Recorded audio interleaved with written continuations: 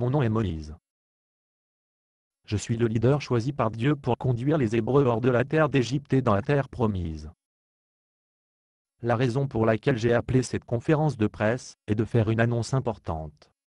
Êtes-vous parlé du miracle de sortir de l'eau d'un rocher? Eh bien, oui, mais seulement en passant. Est-il vrai que ce n'est pas la première fois que vous faites ce miracle?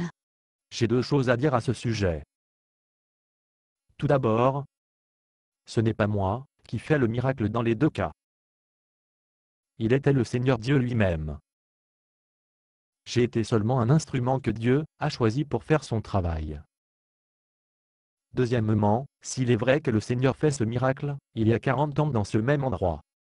Pouvez-vous nous dire quel sort ou d'incantation que vous avez utilisé pour induire votre Dieu pour faire ce miracle? J'essaie de vous expliquer que l'obtention d'un rocher à cracher de l'eau n'était pas mon idée.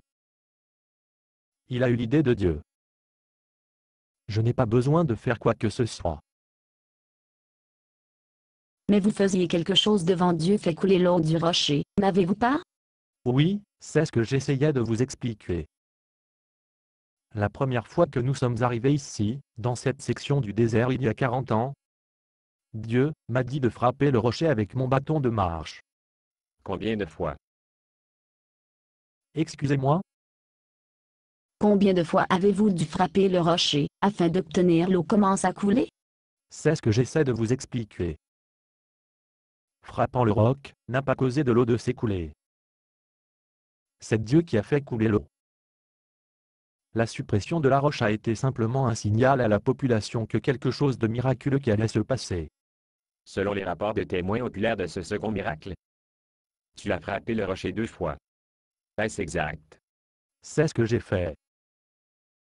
Mais, ce que j'essaie de vous dire, c'est que je n'ai pas fait ce que Dieu m'a dit de faire. Mais, selon des témoins oculaires de l'eau, coulait de la roche de toute façon. Oui, c'est vrai. En dépit de ma désobéissance, Dieu a donné à mon peuple de l'eau dont ils ont besoin quand ils en ont besoin. Il n'a pas laissé mon peuple souffrir pour ma désobéissance. Désobéissance. Comment avez-vous désobéi? Cette fois, Dieu m'a chargé de parler au rocher au lieu de la suppression. Pourquoi Dieu aurait-il modifié les instructions? Je suppose que c'est surtout parce que les gens ont tendance à être superstitieux. Quand ils me voient frapper le rocher et l'eau coule de la roche, ils concluent que la suppression est ce qui provoque l'écoulement. Dieu a voulu que tout le monde pourvoie que c'est la volonté de Dieu, pas une bonne action de l'homme qui fait de bonnes choses. C'est pourquoi Dieu a arraché le même miracle 2 fois exactement de la même manière. Malheureusement, quand je répète ce que j'ai fait la dernière fois, j'ai renforcé telle superstition parmi mon peuple. Et maintenant je dois en subir les conséquences. Dites-vous que Dieu vous punira pour avoir frappé le rocher au lieu de parler d'elle. C'est ce que je dis et c'est pourquoi j'ai appelé cette conférence de presse. Je suis ici pour annoncer qu'à cause de ma désobéissance, Dieu ne me permet pas d'accompagner mon peuple quand il traversait le fleuve du Jourdain dans la terre promise.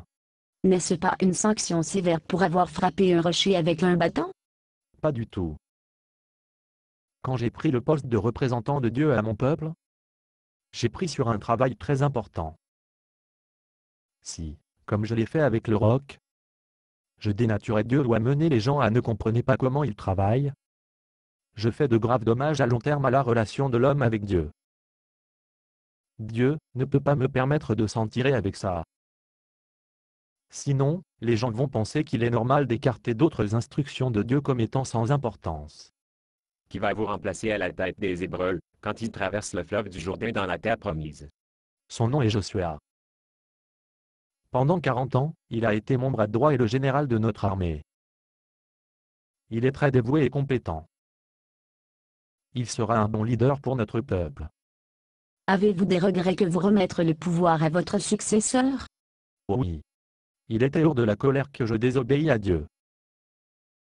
Je laisse l'impatience de mon peuple m'irriter. Dans ma colère, j'ai oublié que Dieu avait changé la façon dont il allait faire ce miracle. Je retombe dans ces vieilles habitudes.